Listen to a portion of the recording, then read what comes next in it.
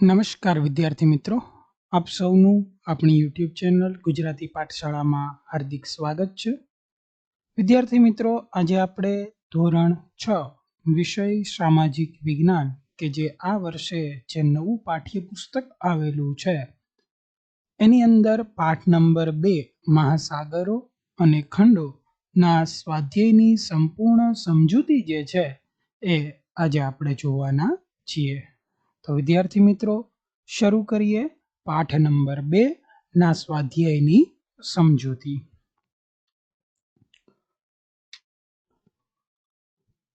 પહેલો પ્રશ્ન છે, નીચેના શબ્દો સમજાવો. તો ખંડ, મહાસાગર અને દ્વીપ. તો ખંડ કોને કહેવાય? તો કે જમીનના એક મોટા સતત વિસ્તૃત ભાગને જે છે એ ખંડ કહેવામાં આવે છે. બીજું છે મહાસાગર. તો પૃથ્વી પર આવેલા સૌથી મોટા જળ વિસ્તારને મહાસાગર કહેવામાં આવે છે. અને ત્યારબાદ છે દ્વીપ. તો જમીનનો નાનો ભાગ જે ચારેય બાજુએથી પાણીથી ઘેરાયેલો હોય તેને ટાપુ કે દ્વીપ કહેવામાં આવે છે. તો અહીંયા જે આપણો પ્રશ્ન નંબર 1 હતો એની અંદર આપણને 3 શબ્દો આપેલા હતા, ખંડ, મહાસાગર અને દ્વીપ. તો એ ત્રણેય શબ્દોને આપણે અહીંયા સમજાવ્યા. ત્યારબાદ પ્રશ્ન નંબર 2 આપણે દોરીએ. ચાલો આપણે દોરીએ. તો અહીંયા તમને એક પ્રવૃત્તિ કરવાની કીધી છે. આ પ્રકરણના નકશાઓ જોયા વિના ખંડોને કોરા કાગળ પર દોરો, તેમના રંગ પૂરો, પછી તમારા ચિત્રને પ્રકરણમાંના મહાસાગરો અને ખંડોના નકશા સાથે સરખાવો. તો અહીંયા વિદ્યાર્થી મિત્રો, તમારે કોરા કાગળ લેવાના છે. ત્યારબાદ એમાં આપણે અલગ અલગ ખંડો કે અથવા તો એક જ કાગળ ઉપર આપણે બધા ખંડો દોરવાના છે અને એની અંદર આપણે અલગ રંગો પૂરી શકીએ. મહાસાગરોને અલગ રંગ, ખંડોને અલગ રંગ, અને એને આપણે ચિત્ર આપણી રીતે દોરી ત્યારબાદ આપણી ટેક્સ્ટબુકમાં જે આપેલું છે એની સાથે સરખાવવાનું છે. એમાં આપણે મુખ્યત્વે 7 ખંડો, એશિયા, આફ્રિકા, ઉત્તર અમેરિકા, દક્ષિણ અમેરિકા, એન્ટાર્કટિકા, યુરોપ અને ઓસ્ટ્રેલિયા, અને જે આપણા 5 મહાસાગરો છે એને આપણે દર્શાવી એનું લેબલિંગ કરવું, એટલે કે નામ આપવા.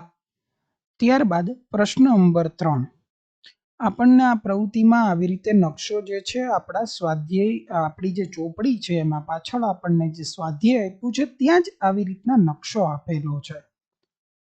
તો આજે આપણો વિશ્વનો નકશો છે. તો આ વિશ્વના નકશાની અંદર તમામ ખંડો અને મહાસાગરોના નામ આપણે દર્શાવવાના છે કે ભાઈ આ ખંડ છે અને આ મહાસાગર કેવી રીતે દર્શાવી શકીએ. તો અહીંયા તમે જોઈ શકો છો, આર્કટિક મહાસાગર, એન્ટાર્કટિકા મહાસાગર, બરાબર, દક્ષિણ મહાસાગર, હિન્દ મહાસાગર, પેસિફિક મહાસાગર અને એટલાન્ટિક મહાસાગર. અને જે આપણા ખંડ છે ઉત્તર અમેરિકા, યુરેશિયા, આફ્રિકા, દક્ષિણ અમેરિકા, ઓસ્ટ્રેલિયા અને એન્ટાર્કટિકા એ આપણે દર્શાવવાનું છે.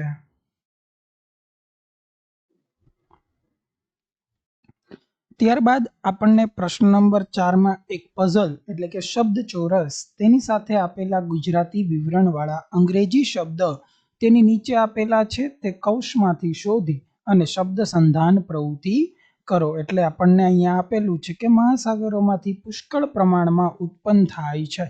શું ઉત્પન્ન થાય?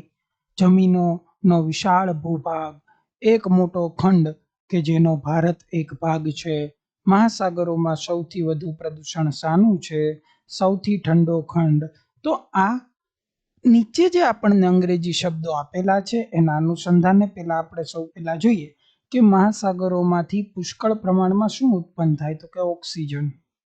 જમીનનો વિશાળ ભૂભાગ, તો કન્ટિનેન્ટ. એક મોટો ખંડ કે જેનો ભારત એક ભાગ છે, તો યુરેશિયા. મહાસાગરોમાં સૌથી વધુ પ્રદૂષણ શાનું છે, તો કે પ્લાસ્ટિકનું. સૌથી ઠંડો ખંડ કયો, તો કે એન્ટાર્કટિકા. ત્યારબાદ પૃથ્વી ઉપરનો સૌથી મોટો ટાપુ, તો તો ગ્રીનલેન્ડ. સમુદ્રમાં આવતું એક વિશાળ વિનાશક મોજું તો સુનામી. સૌથી નાનો ખંડ તો ઓસ્ટ્રેલિયા. પૃથ્વી પરનો સૌથી મોટો મહાસાગર તો પેસિફિક મહાસાગર. સમુદ્ર અથવા મહાસાગરથી ઘેરાયેલી જમીન પરંતુ ખંડ નથી એને શું કહેવાય? તો કે આઇસલેન્ડ. તો આવી રીતે આપણે એમાં બધા શબ્દો જે છે એ એક એક ખાનામાં એના સ્પેલિંગનો એક એક આલ્ફાબેટ જે છે આપણે લખવાનું છે. આડી ચાવી ઊભી ચાવી તરીકે આપણને અહીંયા શબ્દ સંધાનની પ્રવૃત્તિ આપેલી છે. તો આપણું જે પાઠ નંબર 2 છે કે મહાસાગરો અને ખંડો, એની પ્રશ્ન પ્રવૃત્તિ અને પ્રોજેક્ટમાં કુલ 4 પ્રશ્નો હતા. એનું સંપૂર્ણ સોલ્યુશન આપણે અહીંયા જોયું.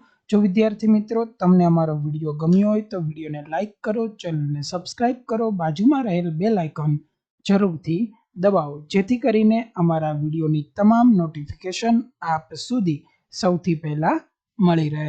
Thank you for watching.